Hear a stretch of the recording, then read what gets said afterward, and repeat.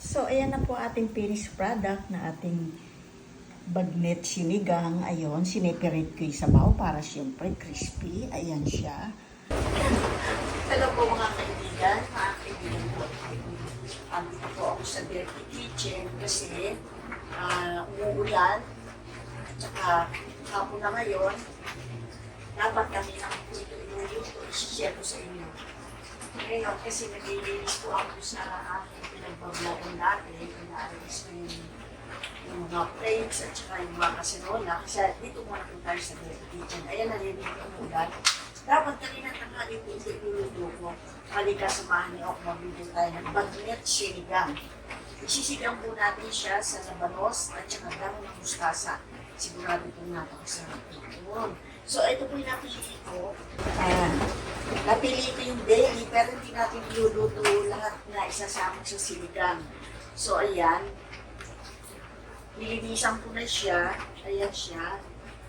Pipili lang po tayo ng mga magandang klase kasi masyado itong marami. Isang kainan lang po gagawin namin kasi kinabukasan iba naman. Pero iluluto mo na po siya ng bagnet lahat para hindi ba mailuto ko ng nagsao. Kaya magagawa tayo ng sisig. Pork sisig, really. So, ito po siya. Lalagay ko dito. Inugasan ko na po iyan. Ito, isang mug na tubig. Lalagay ko. Medyo mainit na tinama ko doon. So, ito, binalik ko lang sa rep. Medyo. Kasi nga, alanganin na po kami na 2 o'clock. Sabi ko, kalilinis ko, nalibang ako. Tsaka bumili ko ng gulay. So, ito, medyo nag-yellow. Pero malinis na po ito. Ayan. Ayan siya. Mga binibili ko po yan sa Robinson. Ayan, mga stock. Pagka naubos ka na lang po tayo naman. Gagawin natin bagnet sinigang. Para yung sabaw niya hindi masayang. Sa bagay, sinasakit ko naman po ang sabaw niya. Nilalagay ko sa, nagluto ako ng pansit, ng lugaw, pagdagdag mo yan. Ayan, 2 mugs na mainit na para mabilis. Ayan. Lalagyan ko po siya ng konting asin na para may lasa na. Ayun. Tapos, paminta. Hindi ko na po siya lalagyan ng laurel kasi gagamitin natin siya dito. Ang laurel lang ng pampabango tsaka pampaalis ng lansa. Paminta po, okay na.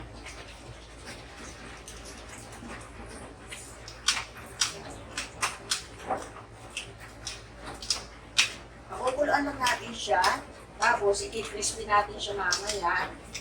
Pero, unahin po natin lutuin yung gulay bago natin i-crispy. Para, luto na ang gulay, pag na-crispy na siya, madali na siyang ipatong. Ayan. Ayan. Kikita nyo, ayan. So, nandito po tayo sa dirty kitchen. So, ngayon, babalikan po natin siya after 20 minutes.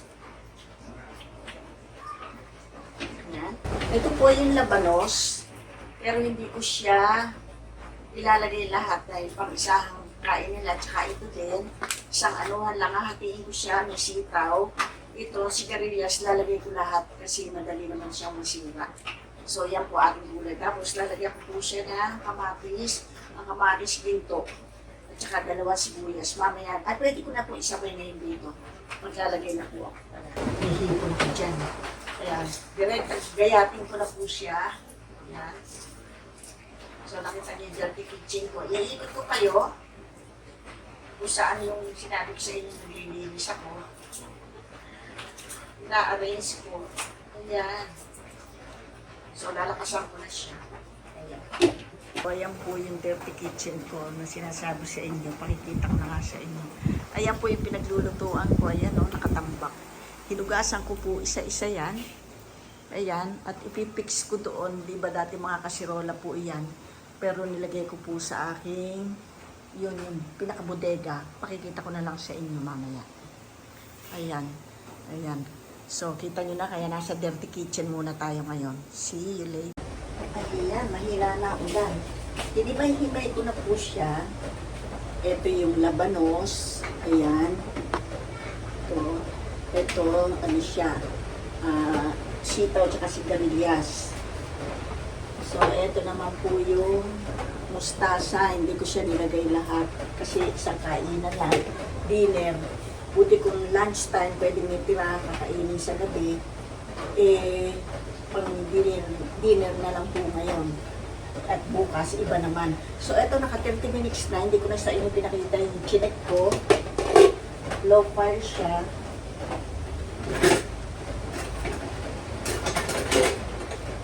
So, atin siyang nahanguin yung laman niya para magpa-fry na tayo. Ayan. Hindi kita. Pakikita ko siya. Okay. Set ko. Makita ko sa inyo. Ayan siya. Ayan. Ayan. Uy. Low fire lang ang ginawa ko. So, ayan. Naubusan ng gasolina, nakahalina lang. Ayan siya. Dalawa lang po ang iluluto natin. So, ayan lang po yung sabaw niya. Ayan. So, dadagdagan ko siya ng konti para masarap ang sabaw. Ito yung mainit na nilagay ko. Ayan. Sakto lang yan. So, ilalagay ko na po yung sibuyas at saka kamatis. Kasi naglagay na ako isang sibuyas doon. Ang bango-bango nga, malasa, naaamoy na sa kapitbahay. Ayan. So, nilagyan ko na rin siya ng asin kanina. Patis naman ang ating timpla. Ito mamaya po yung pangbili na po ito. Pagka yung tumulo na siya ng tumulo dyan, lagyan natin ng konting patis. Ito, para bumango. Lalo kung bumango, ang bango-bango na, lalo po siyang babango. At saka lilinamnam siya. Ayan. So, ayan po, hintayin natin siyang kumulo at maluto yung kamatis sibuyas. Isusunod ko na yung ating gulay. Mamaya pala, ipiprito ko muna itong ating bagnet. Habang inaano natin ito, siya magpapainit na ako ng kulari. Bago po natin i-fry, lalagyan po natin siya ng salt, Himalaya salt, at saka paminta po ulit. So, ito po yung dalawa, yung tatlo, ayan, lalagyan ko rin. So, dalawa lang po. Ako may bisita, naamoy na yung karne. Ayan. Ayan, yung Himalaya salt siya. Kasi ang pagsalad po ito, naramdaman ko na malilamnam siya. Kunti lang. Tapos, ayan, paminta rin. Ayan. Para lalo masarap ang ating bagnet sinigang. Ayan, ayan, para malasang-malasa siya.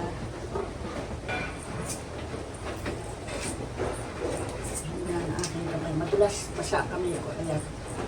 Okay. Salt ulit. Ayan. Ayan. Nag-decide po ako dito ko ipapray. Kasi para po hindi matalsik. Mahirap po linis ng mga wall na ganyan. Tsaka para hindi rin ako matalsikan masyado. Ano ko lang po yan, idea ko. Yung mga frying pan ako, ang dami dyan, kaya matalsik. Maglilinis ako ng karami-rami. Buti ko may katulong ako. So, eto na po, magpapainit ako ng kasinola. So, nagprituhan ko po ito ng chicken. Ayan, pwede pa isang beses lang naman. Siniseparate ko siya. Ayan. Sabaw natin, kumukulo na. Itimplahan ko na siya ng ito, paasin. Lalagay ko na siya lahat. Siguradong maasim na ito. Hindi na ako, nagaan.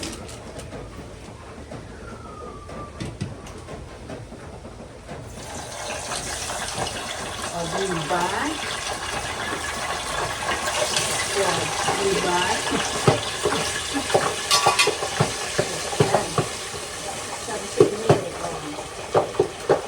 Ito kung ang tagal na nito sa oma ko pa ito ba? So, ayan na po yung una kong niluto. I-double fry po natin siya, palamigin natin. So, ito po, second fry ko na siya. Ito yung tatlo, hinango ko. Hindi ko na siya isi-second fry, yun lang ang aking second fry. Sa susunod na lang po ito. So, ito po, ininit ko na yung ating gulay. Ilalagay ko na dyan para ready na tayong kumain. Tipid portion na. Tipid na ako. So, kumukulo na po siya. Yan, nakita niya yung usok. So, uunahin ko na po lagay yung mga ito, yung labanos.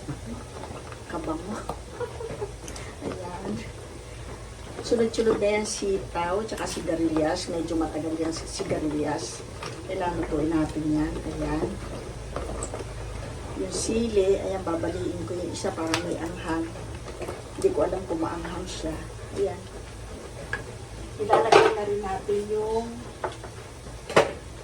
mustasa. Kasi ang mustasa, kahit anong luto mo dyan, hindi yan nalalabo. Ayan, sigang sabay-sabay. Ayan. Tama na po yung lasa niya, pilit manggo. Hindi ko na napakita sa inyo kasi may patis at saka ano siya. Kasi, ayan, pakita ko sa inyo ng malapnitan. Ayan. Ayan po siya, ayan. Ayan.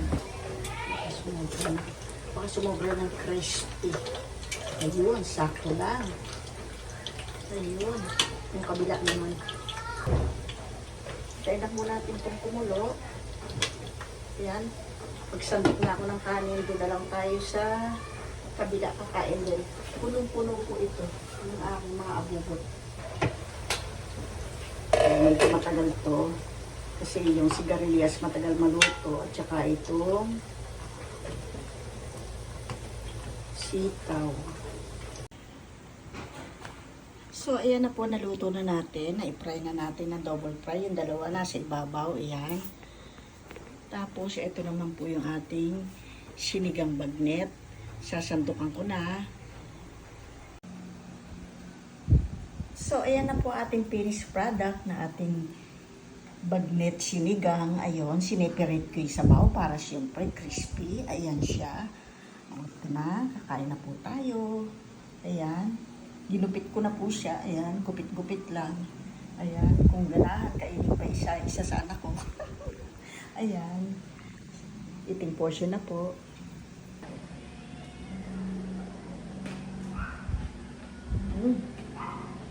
Yummy. Crispy nga. Maliit lang yung kanyang balat. Pero kung ko narinig niyo pagka-crispy.